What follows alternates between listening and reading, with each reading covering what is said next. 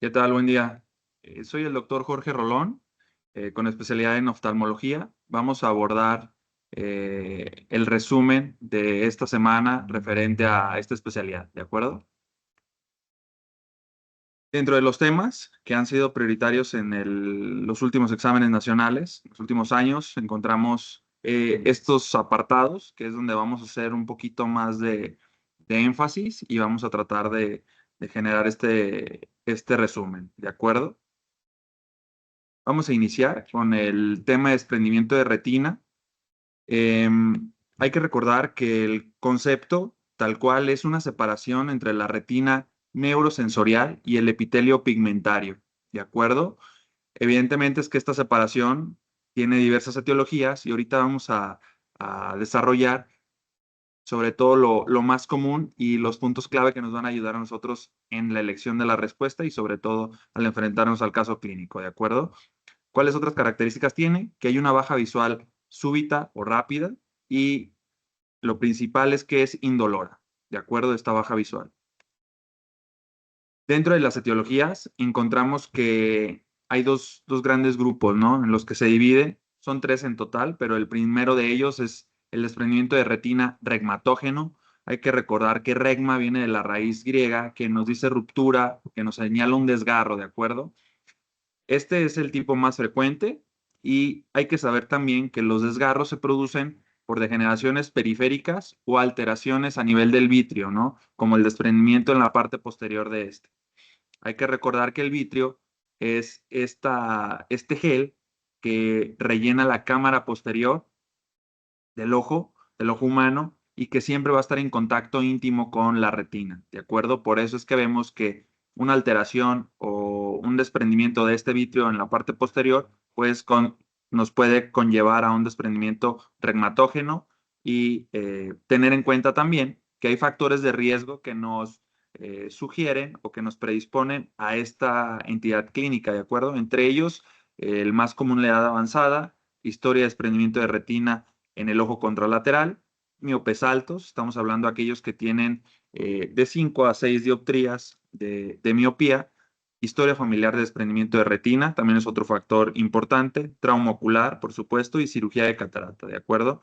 Entonces, de hecho, cualquier procedimiento intraocular es un factor de riesgo para desarrollar este tipo de desprendimiento. El segundo, en frecuencia, está el desprendimiento de retina traccional. Como su nombre nos dice, hay una tracción principalmente dado por una membrana fibrovascular vítrea que al contraerse tracciona, valga la redundancia, al tejido retiniano y por lo tanto se genera este espacio virtual, ¿no? Ocurre en la retinopatía diabética proliferativa avanzada, es el cuadro clínico característico y lo principal en lo que tenemos que tener en cuenta a la hora de estar frente al examen nacional.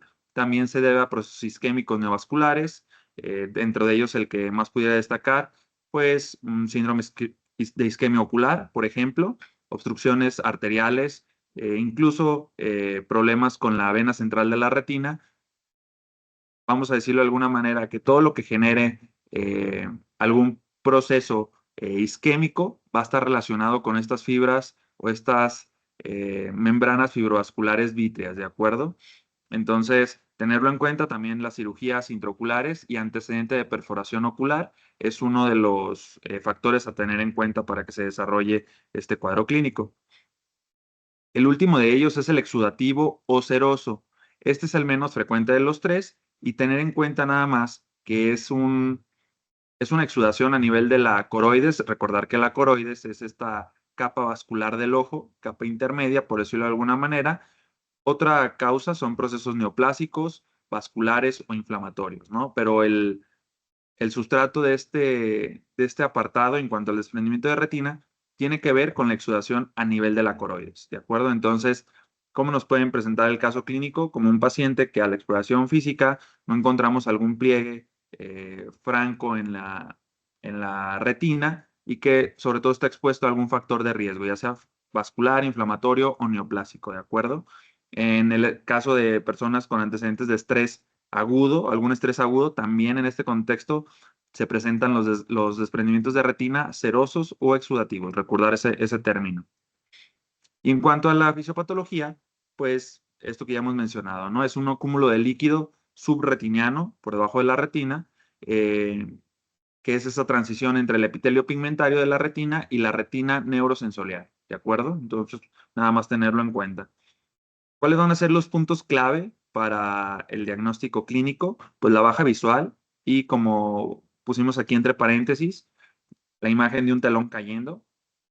Esta imagen viene dada por esos pliegues que se generan en la retina, miodesopsias, o las personas lo van a referir en el caso clínico cuando lo van a poner como moscas flotantes. Son estas múltiples manchas que se perciben en todo a lo largo del campo visual.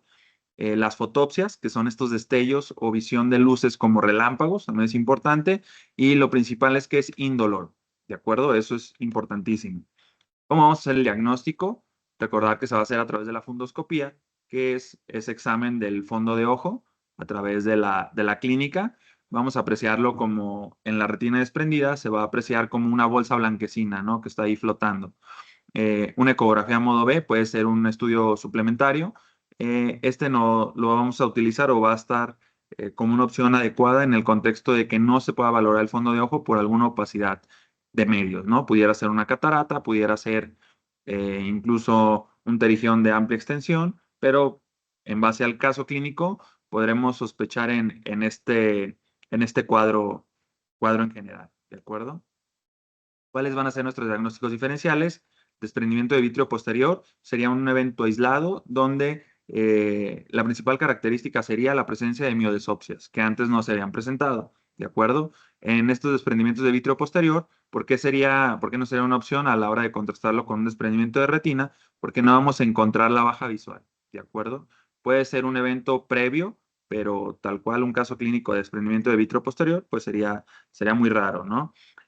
Una causa en segundo lugar sería el hemovitrio, que esto sí puede ser, digamos, importante por la relevancia que tiene la diabetes en nuestro medio y recordar que es una complicación de la diabetes y que es un dato de severidad o de proliferación, ¿de acuerdo? Entonces el hemovitrio, la característica también, perdón, es que es indoloro y la baja visual es súbita, pero en el diagnóstico clínico, si nos ponen algún dato pivote sobre la exploración, pues vamos a ver la dificultad para ver el polo posterior, ¿no? Por la sangre que está ahí en el vitrio. Y una neuropatía óptica isquémica, pues recordar que el cuadro clínico, aunque puede ser uni o bilateral, va a estar asociado a una baja visual y a los hallazgos en el fondo de ojo, ¿no? Una palidez en el nervio óptico o bordes borrados, ¿de acuerdo? Tratándose de un edema de papila. Entonces, eh, son estos puntos clave que nos harían pensar en esos diferenciales por la baja visual, pero con sus particularidades. Dentro del tratamiento, lo que nos indica la guía de práctica clínica, nos vamos a quedar con estos dos puntos finales, que es en pacientes que tienen el cristalino intacto, se va a preferir cerclaje o indentación escleral, ¿de acuerdo? Que no es otra forma más que utilizar una banda elástica o de material elástico que comprime la zona particular del desprendimiento y que tiende a generar esa adhesión entre esas interfaces, ¿de acuerdo? Y la vitrectomía se va a preferir en pseudofacos o pacientes que ya no tienen el cristalino de manera natural, digamos, ¿no? Un paciente que ya se sometió a cirugía de cataratas, que tiene un lente intraocular o que por alguna razón no tiene cristalino, quirúrgico evidentemente, pues va a ser la opción la vitrectomía, ¿de acuerdo? La vitrectomía es la remoción del vitrio como tal y utilizar algún mecanismo subyacente para adosar la retina neurosensorial sobre el epitelio pigmentario, ¿de acuerdo? Entonces, todos van a tener esta finalidad. Tenemos otros elementos como la neumoretinopexia, que son gases expandibles, se utilizan en puntos particulares, criopexia, que utiliza frío, y la fotocoagulación láser, también para cuestiones específicas, sobre todo en reumatógenos, ¿no? ¿Con qué nos vamos a quedar nosotros? Con estas dos opciones, porque es lo que nos viene en la guía de práctica clínica y sobre todo recordar que la guía de práctica clínica está enfocada hacia el desprendimiento de retina reumatógeno, ¿de acuerdo? Entonces, tenerlo en cuenta nada más. Y como a medida de resumen, podrían quedarse con esto, ¿no? ¿Qué es la separación de esta retina neurosensorial y el epitelio pigmentario? Datos clínicos, la baja visual, telón cayendo, miodesopsias y las fotopsias, ¿no? De forma abrupta y que es indoloro. Diagnóstico clínico totalmente y ecografía solamente en casos específicos que no puedan valorar el fondo de ojo. Tratamiento, nos vamos a quedar con vitrectomía en pacientes pseudofáquicos o afacos y la indentación o cerclaje escleral en pacientes fáquicos o que tienen cristalino. Vamos a avanzar y vamos a ver el siguiente tema, que es la retinopatía hipertensiva, ¿de acuerdo? Es importante tenerlo en cuenta, sobre todo por la implicación epidemiológica que tiene en nuestro país, así como en la retinopatía diabética, ¿de acuerdo? Es una alteración vascular y del parénquima retiniano secundaria a la hipertensión arterial sistémica, ¿de acuerdo? Hay que recordar que la exposición constante a parámetros elevados de una tensión arterial se traduce a todo el nivel vascular y esto va a generar como consecuencia una esclerosis que se va a traducir en todos estos hallazgos subsecuentes que vamos a ver a través de la retina, ¿de acuerdo?